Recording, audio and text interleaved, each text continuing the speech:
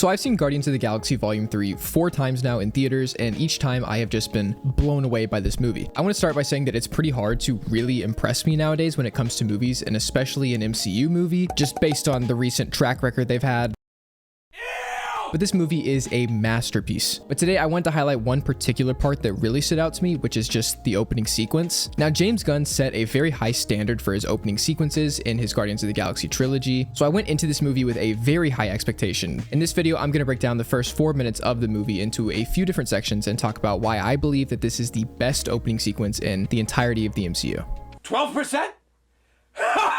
It's important to remember that Volume 1 came out in 2014, with Volume 2 following it in 2017, and then there was a whopping 6-year gap between Volume 3. Now, this was for a lot of reasons, some of them a little bit worse than others, but regardless, it's been a long time since the audience has seen a Guardians film. Furthermore, in typical MCU fashion, there were some very important plot elements that weren't even part of the Guardians series itself, like half the universe being killed, most of the Guardians team being killed, Gamora dying, Gamora coming back, except it's not really Gamora, it's previous time Gamora, who doesn't remember anything about the Guardians. It's actually kind of wild how shitty of a situation Gunn was thrown into when the Russo brothers took his characters, threw them into a blender, and then gave them back and said, you have one movie left, have fun. But that's not the point of this. The point is, there's a lot of stuff that the audience is supposed to know going in that they probably don't know or just aren't refreshed on. Like, a lot. But the opening scene of this movie manages to catch us up to speed in only 4 minutes, and it does it so naturally that it doesn't even feel like a recap sequence. To really drive my point across about how natural and fluid this information is given, I'm going to quickly sum up the info given to us just to kind of show you in a list format how much was explained to us with just this short intro. First, we see Baby Rocket, which immediately sets the main plotline of the movie into motion and leaves us wondering more about where Rocket came from. This transitions to Nowhere, which is a sort of home base for the Guardians now, and sets the tone of the movie. Everything on Nowhere is sort of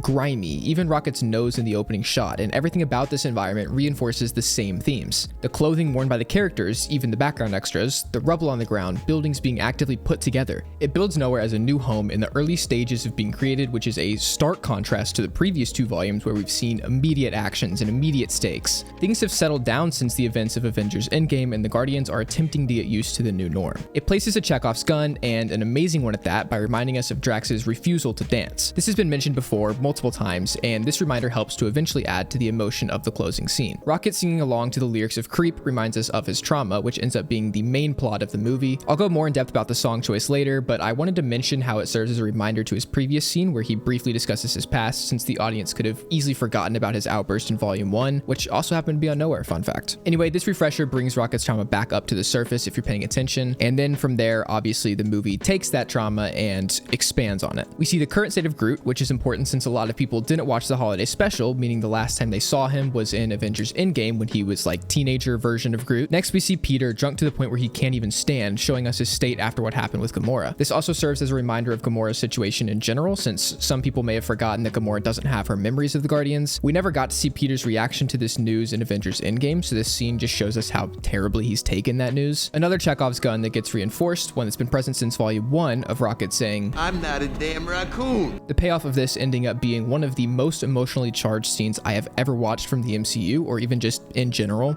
Next, we see Nebula, who looks more human than ever thanks to the removal of the metal ring around her left eye. This was confirmed to be intentional from Gunn to signify her humanity growing throughout the franchise as she gradually becomes less obviously robotic. This is also shown when she carries Peter's body while he's passed out, which is something that the Volume 1 or Volume 2 Nebula would have never done. Drax, upon seeing Quill's state, simply says, Again? This further reinforces just how horrible of a state Peter is in, showing us that this isn't just one bad day for him, but rather the new norm. We see Kraglin and Cosmo join the Guardians as they walk into the title drop, serving as a reminder that they're now part of the team, especially for those that didn't watch the holiday special, because again, a surprising amount of people didn't watch the holiday special. All of this information catches us up to speed with the story and immediately allows the audience to understand the movie from that point on without hiccups. In just a few minutes, we've seen everything we need to see prior to the story taking off. But the best part about all of this is that it just feels so natural and real, which leads me into my next talking point. Keep calling me Vermin Tough Guy! The Guardians films have always been great at showing the human side of the team, the flawed and ugly side of heroes that we don't typically get to see, and this is yet another demonstration of that writing. Peter didn't take his loss in stride and focus on his duty as the galaxy's protector. He went on a bender and became heavily dependent on his friends. The Guardians didn't cash in on saving the universe and go back to living on a ship among the stars. They're on a dump of a planet, literally a massive skull, and they're very slowly rebuilding after their hardships. I love that this movie doesn't open with some heroic battle, but instead just a real and raw look at very human reactions to loss. It doesn't even feel like a superhero movie. It's just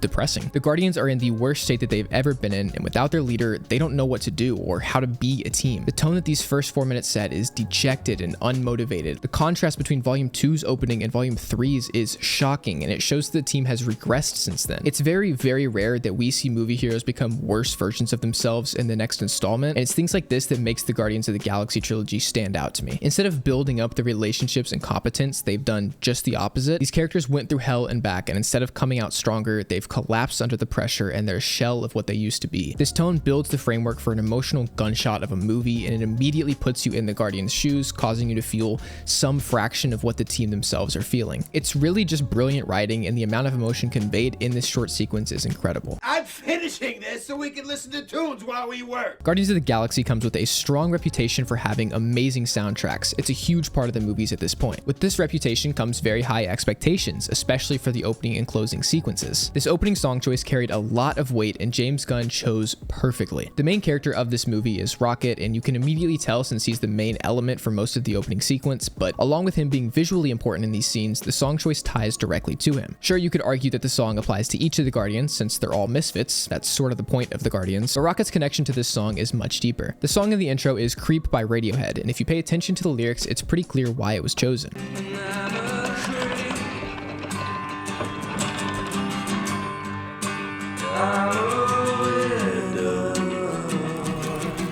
Rocket has always been an outsider, the only one of his kind.